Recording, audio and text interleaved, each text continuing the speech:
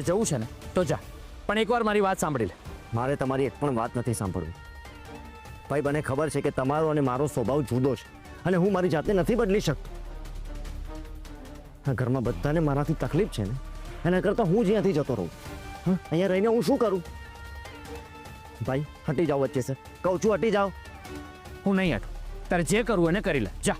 ભાઈ હું તમને છેલ્લી વાર કહું છું કે મારા રસ્તાની વચ્ચેથી હટી જાઓ.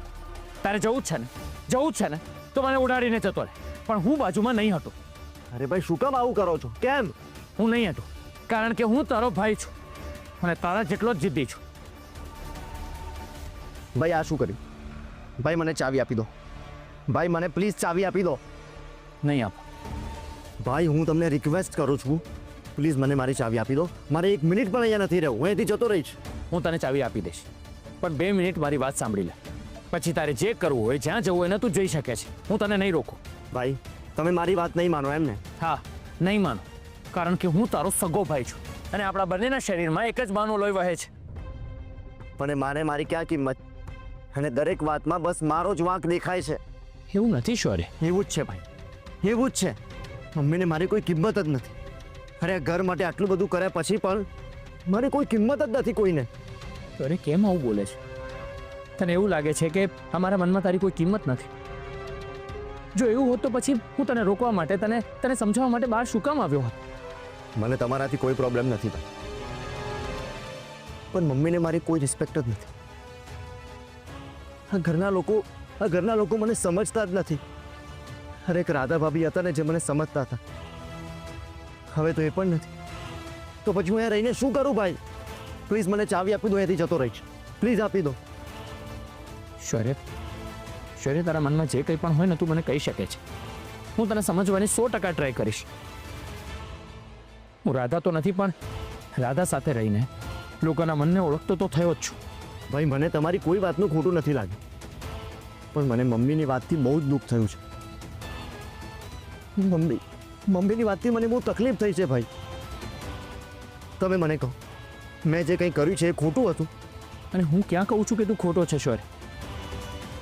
પણ દરેક માણસનો વાતને જોવાનો, એના ઉપર રિએક્ટ કરવાનો અલગ દ્રષ્ટિકોણ હોય છે. ના ભાઈ, હું બધી વાતને મારી રીતે જ જોઉં છું, અને હું એવું માનું છું ને કે જે તે વાતનો એ જ સમય જવાબ આપી દેવો જોઈએ.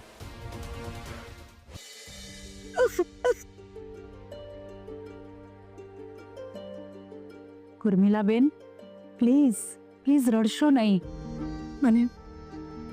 મને બહુ બીક લાગે છે રશ્મિબેન. તમે શૌર્યને હજી ઓળખતા નથી. એ ગુસ્સામાં કંઈ પણ કરી શકે છે. એનો ગુસ્સો બહુ ખરાબ છે. ઉર્મિલાબેન, ક્રિશ ગયો છે ને શૌર્યને લેવા માટે. એ શૌર્યને સમજાવીને જરૂરથી લઈ આવશે. તમે થોડી ધીરજ રાખો. એ જ તો ના રહીને. ભૂલ મારી જ છે.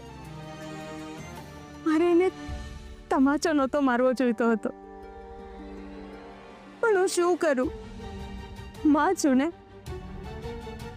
ક્યારેક હાથ ઉપાડવો પડે.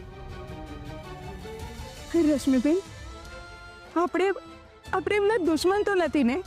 અરે આપણે જે પણ કહીએ છીએ એના સારા માટે જ કહીએ છીએ ને. તમારી વાત સાચી છે ઉર્મિલાબેન, પણ છોકરાઓ મોટા થઈ જાય ને પછી મા બાપનો ઠપકો કે માર સહન નથી કરી શકતા.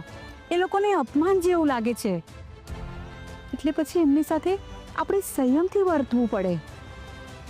રશ્મિબેન, તમારી વાત હું સમજી શકું છું.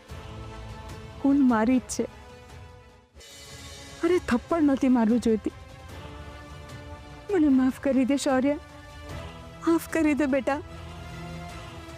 મમ્મી, તમે ના લડજો. તમે કંઈ જ ખોટું નથી કર્યું. તમે તો એને હંમેશા સમજાવવાનો પ્રયત્ન કર્યો છે, પણ એણે હંમેશા જિદ્દી વલણ રાખ્યું છે.